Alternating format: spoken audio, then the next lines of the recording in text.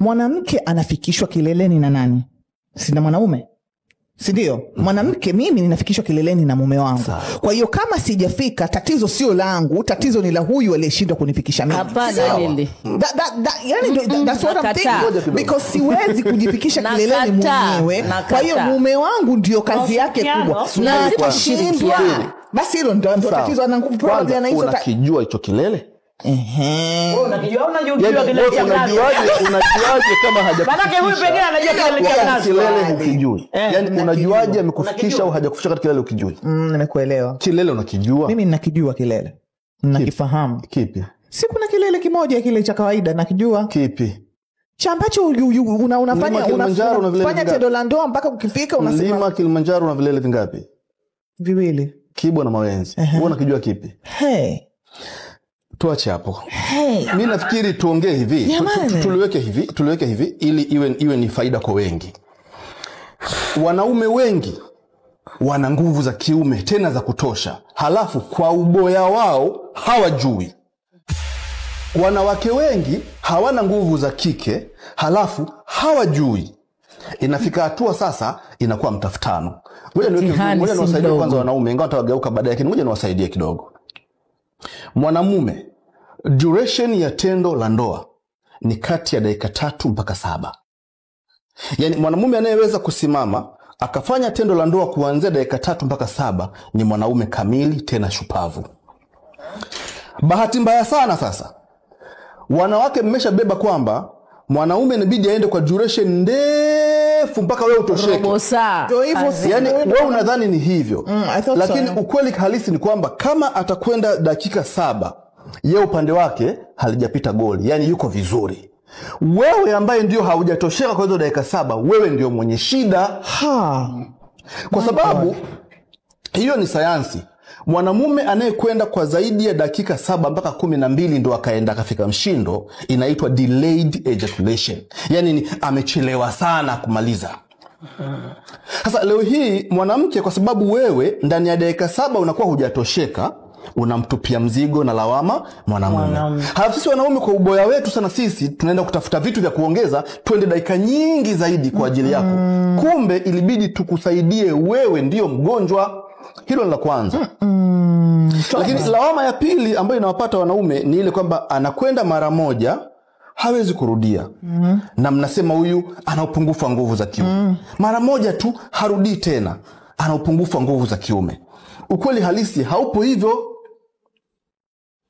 Ukoje? Mwanamume, duration ya kupumzika baina ya raundi ya kwanza mpaka raundi ya pili ni kati ya dakika 15 mpaka masaa 3. Ina maana akirelax. Wanatuambiaga kwamba kuna wengine ambao wanaenda immediately, akishamaliza hapo anapiga tatu. Nisikilize sasa. Anaunganisha.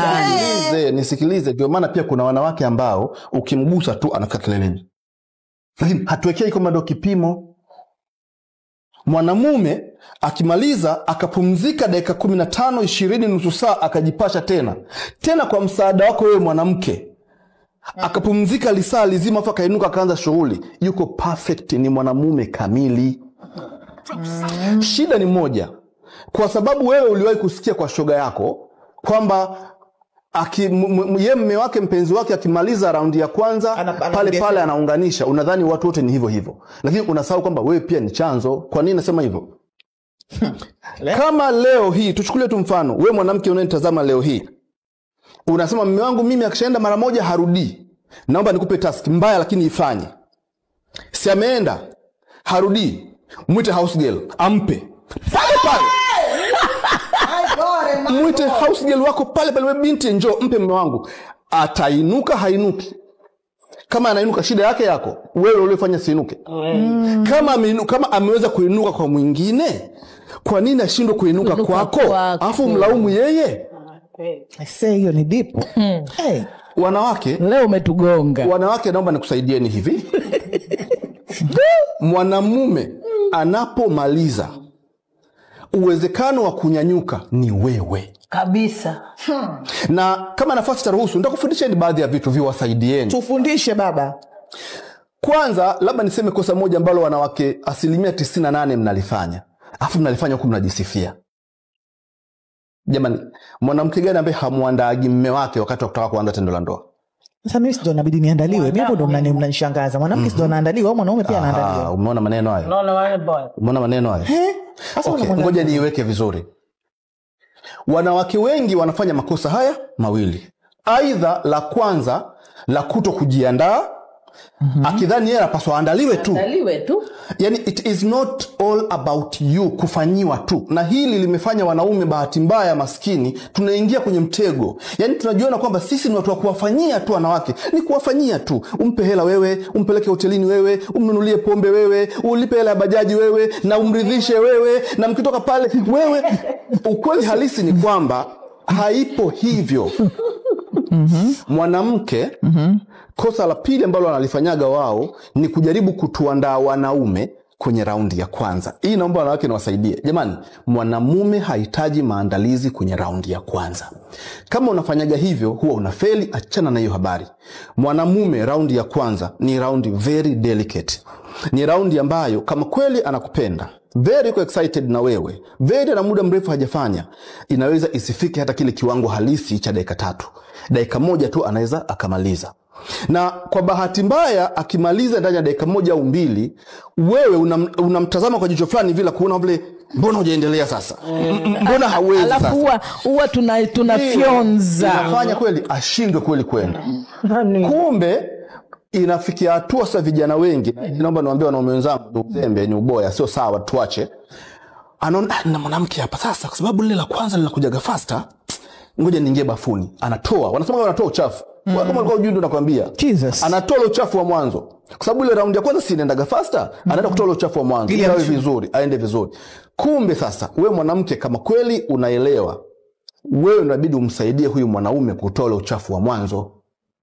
Zipo namna za kuweza kumchezea na ule uchafu wa mwanzo kaondoka, ili akianza raundi na wewe aanze ile raundi ya pili ambayo ni strong round moja. Au mpe aende raundi moja yake ya dakika 2 huku ukielewa kabisa kwamba hapa naenda tu ili atoe tu ule uchafu wake, halafu tujiandae sasa tuende kwenye raundi ambayo mimi. Lakini daktari, nimepata lawama nyingi kwamba akishamaliza ile raundi ya kwanza wengi huwa wanalala, hawezi tena. Yani hayo mambo ndio sielewi. Kwa hiyo daktari, unataka kutuambia wanawake tuweke kichwani wakati tukiwa tunashughulika, wote tunashughulika, inabidi wote tushughulike, lakini kumbe kuna starter alafu ndo kuna mlo kamili.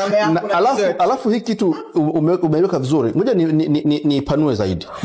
Katika relationship inapokuja swala la tendo la ndoa, jamii kubwa haijui kwamba ipo siku ambayo inabidi mama useme leo ni kwa ajili ya baba. It is not about me anymore. Whatever I do ni kwa ajili yake yeye. Nimempania mimi leo yeye, namfanyia nini na nini. Na kuna siku inabidi mwanaume aseme hapana, leo ni siku ya mke wangu.